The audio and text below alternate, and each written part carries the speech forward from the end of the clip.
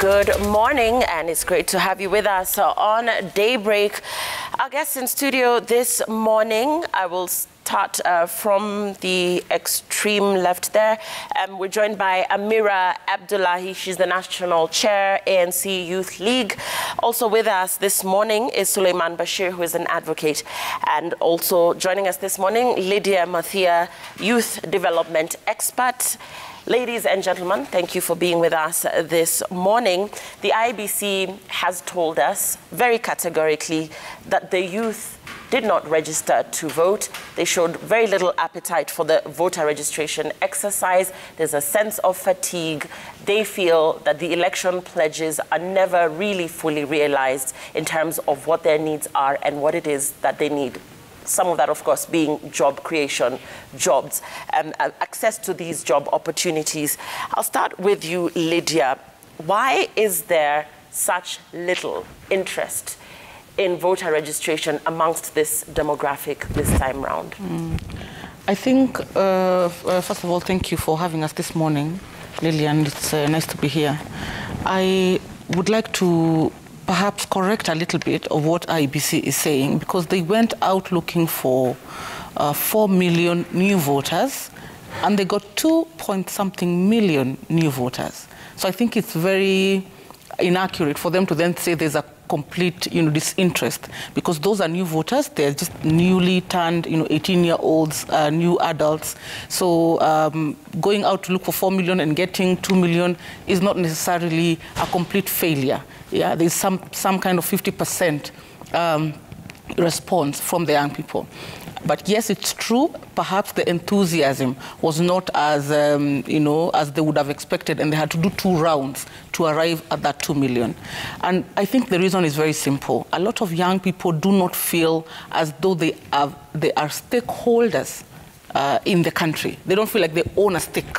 Yeah, because they don't have resources, they don't feel like they have money, they don't own a piece of the pie. They don't own a piece of Kenya. And so they keep wondering, what's this we are supposed to vote about or for, and we are not stakeholders. And I think that's why we need to focus our eyes and make sure that they feel that they are real stakeholders by making sure that they're part of every process that takes place going forward. Remember, there are a lot of young people who, they are turning 18, but in their houses, they have an older brother, an older sister, who is a graduate, who's been jobless for 5-7 years, and that is, cementing that sense of apathy of, so what is the whole point, and a sense of almost loss of hope.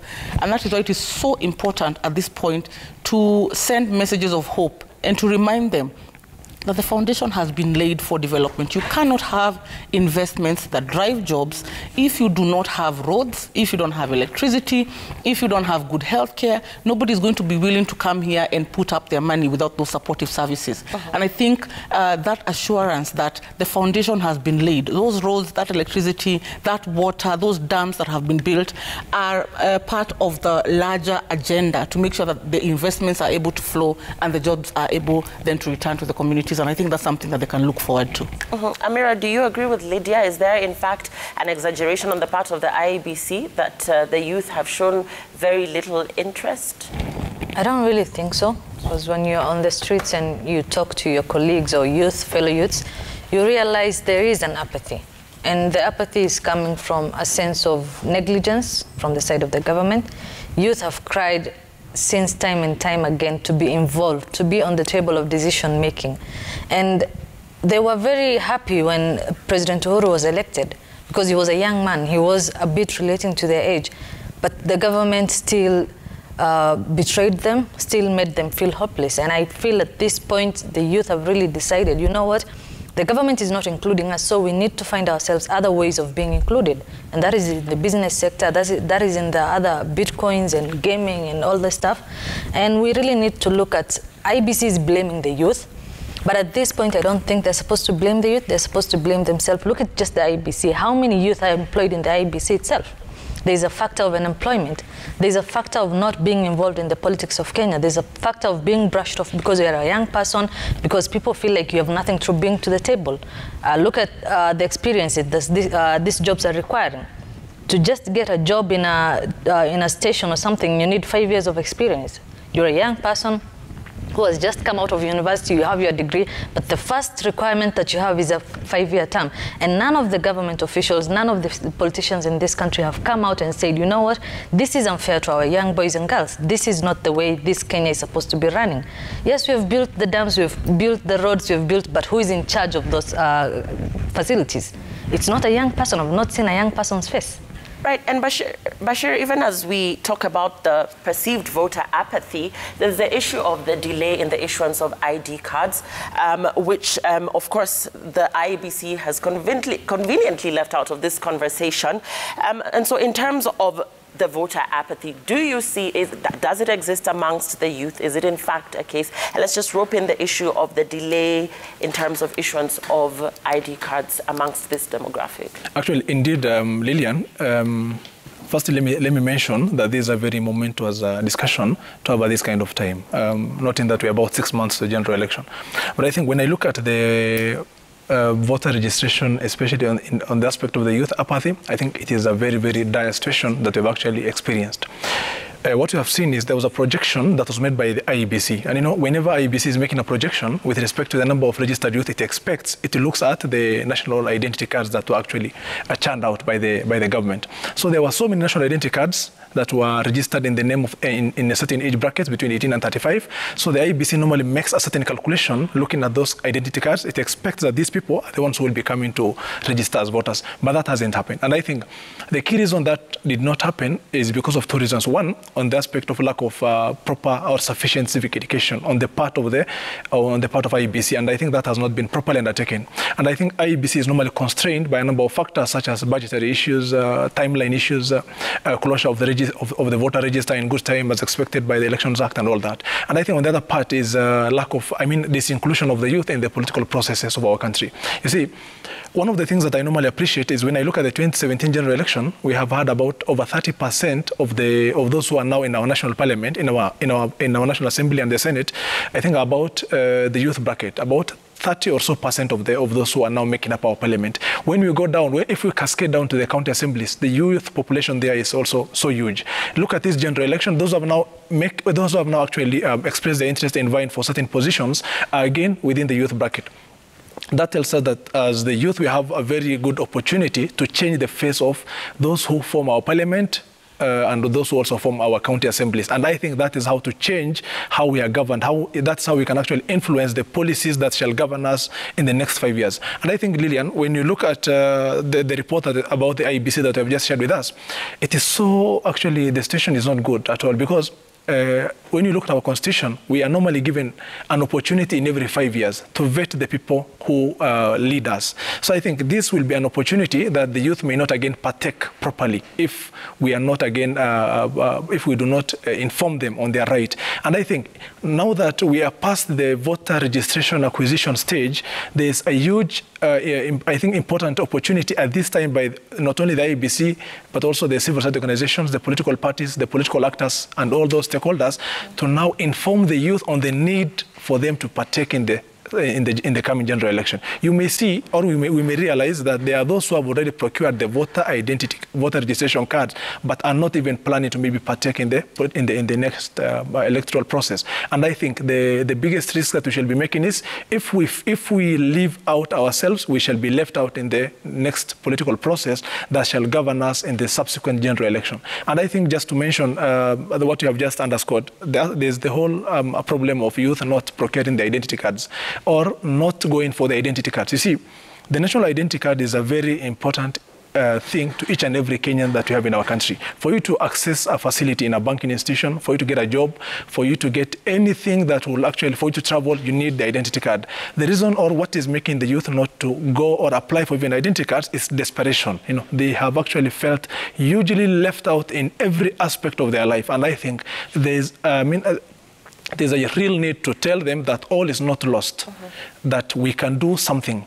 do two things: partake in the general election, change the leaders that you have, vote for the leaders who may be interested in maybe propagating your interest or fulfilling your interest or your agendas, I think, in the next 5 years to come. And I think we still have an opportunity. Civic education, between now and the next general election, we shall have, I hope, a huge turnout in the voting process. Talking about changing the leaders we want, and now that this is a youthful conversation, in terms of the interest we've seen from the younger contenders, we see a rush for political positions from a younger looking candidate, and this cuts across the board, cuts across different seats.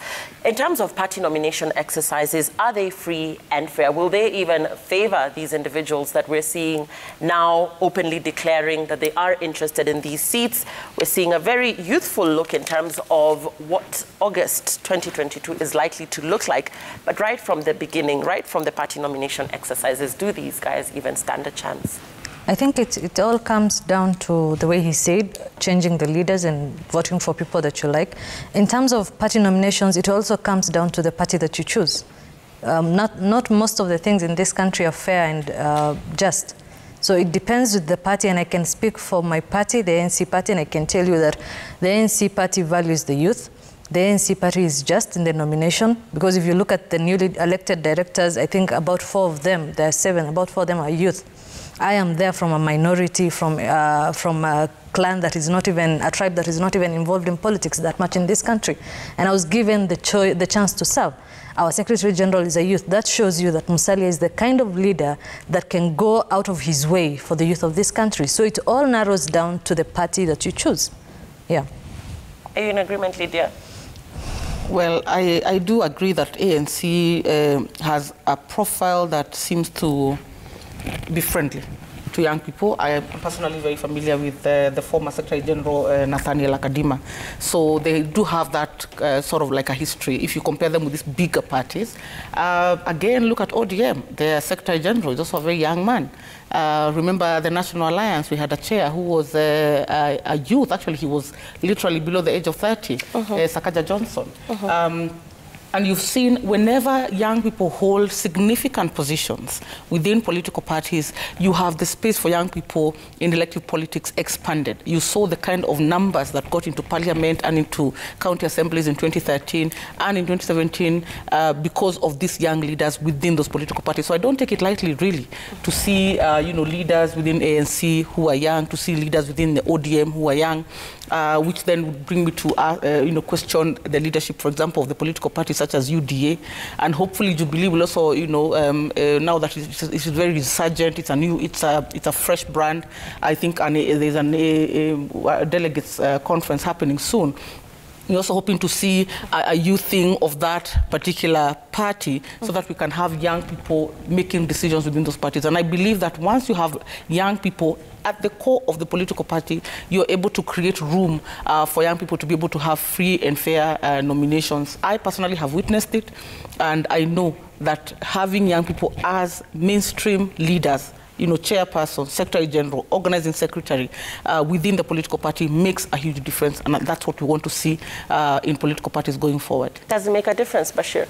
I think, Lillian, when I look at the parties such as ANC, UDA, you will find, yes, youthful faces, and I think that augurs well with the way as a youth we perceive our politics. But I think my only problem with the political parties is this particular nomination of youthful faces to those positions within the political parties comes up at a very late timing. We have had 4 years ago. 4 years actually, those political parties were still in existence. They were, in a way, influential in terms of having certain members within the houses, maybe at times influencing the executive on certain issues. But I think there's only one cycle that we have experienced in our country. The youth are remembered as faces when we are about a year or so to the general election. That is the biggest problem that we're having.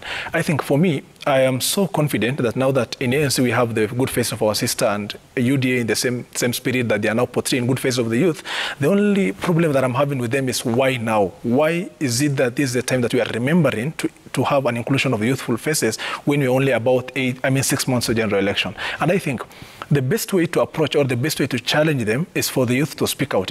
If for someone like her who is in a political party, if she keeps speaking out the youthful interest of the youth, if we have another person in ODA maybe speaking out in the interest of the youth, that tells you that if that political party ends up becoming or forming the next government, there are those faces of the youth that we shall be having in that particular system. But I think, again, Lillian, one thing that I normally, again, that worries me is, in as much as we appreciate that we're having youthful faces within our parliament, the biggest hurdle or the biggest challenge that we're having is what has been the effect of those particular faces. I think we have had a lot of expectations in them. That expectation has not been fulfilled. And I think that may be a discussion that you may also look into as we go forward. But for me, we are really confident that the kind of political parties, the kind of faces that we're having in these political parties, augurs with the faces of the youth. And it's a welcome thing. And interesting that you've pointed out the timing and the convenience that you see in it all. So why then is the youth population so important to these presidential hopefuls, and why do they win? Do they pull all stops, I beg your pardon, to win their support ahead of the general election? Bashir feels that it's very convenient, it's very timely, and we only hear the youth conversation ahead of an election year, or rather during an election year. So why is the youth factor so important to these hopefuls? I think it's because young people energize campaigns. They're the fire, that lights up messaging. They're the fire that keeps the campaign going. They have the energy, they have the stamina, and so they become very crucial in the season because, they're the ones who wake up very early, troop around, energize rallies, run around in meetings, do a lot of the KYM work that, campaigns are not glamorous. Campaigns are hard work. And the people who have the energy to put in the hard work and the time, really, to put in the work, which is often unpaid work, is really young people. Otherwise, if you go to the next generation, people have children, people have responsibilities. So they can only dedicate very little time to this, campaigning exercises and campaign work. And I think that is why young people become such a crucial element going to the campaign. What I think political parties need to do is to understand that and know that they need to carry that sincerity of including young people beyond the political season. It really does pay dividend. It pays dividend for you to keep partnership with young people over the period of the 5 years before the next election. And I hope that they are going to learn their lesson. Yeah, because I think like right now, the Jubilee is really struggling to, come back up because there was that kind of like a separation between, how the National Alliance, for example, campaigned, and then how Jubilee formed, and sort of the generational change that happened with Jubilee. And you can now feel the separation with the young people, and then trying to bring them all back in this season. I think they're going to be able to do that, but you've seen it's going to take quite a bit of effort. And that is opposed to people like parties such as ODM and perhaps ANC, who have kept that close relationship and close connection with young people, and it's just easy for them to touch base with them as they go forward. It also doesn't help that Jubilee has been in government, and of course a lot of grievance the young people have is of course associated with the party that was. But I believe I think some lessons have been learned. I believe some lessons have been well learned, and we have seen His Excellency the President, at the point where he has determined that he's done with the office work and is coming for campaigns, the first meeting he has held is a meeting with young people to explain and tell them, I went to work for you. I had gone to work for you, and I had to do the big and serious things that it takes to lay the foundation that is required for you to get the opportunities that you'll see. And I think as we go to the NDC for Jubilee in about a week, we'll begin to see, the kind of commitment that he has in that regard and the kind of officials and character the party will take going forward. I want to get your individual thoughts on the place of youth in campaigns before we take a very short break. Is it because of the youthful energy that Lydia is talking about and, the availability because of the unemployment as well, quote unquote? Or is it an attempt by the politicians to endear themselves to the youth? I think, Lillian, the youth population, especially those who have actually accessed the voter identity cards or the voter registration cards are said to be about, I think, 70% of the total registered persons. And that tells you that the kind of population or the kind of constituent population that you are now targeting. I think the whole purpose or the reason as to why the youth as a population is really crucial in the coming election, you know, our politics is about numbers. For you to win the elections, it's about 1 + 1 + 1. And I think you look at the biggest population, where is it? That is between the age, I think, ages of 18 to 40. And I think that is why there's a lot of focus on the youth at this time and age. It is because of their population. It is not because of any other thing. But I think, just to add on to something, the reason as to why we are saying that going forward, a lot may change about the faces that we may have in our parliament and our county assemblies is because when we were crossing over from the 2017 general election, the Jubilee government has made a lot of promises to the youth. Actually, if you have had a look at the Jubilee manifesto, in 2017, it was 60% about youth and youth interest. But for the past 5 years, we have come across scenarios whereby those who have retired from public offices who are being named or given positions related to board chairpersons, board membership and all that. We have seen retired military generals who are now called back and given crucial dockets. That tells you that the kind of government that we have had for the past 5 years, it has really forgotten about the youth as a population. And I think at this time, let us not allow that we only remember for political convenience. Let us ensure that we only make decisions that shall be in our interest in the subsequent 5 years. I think as youth, we gave these politicians the chance to take advantage of us.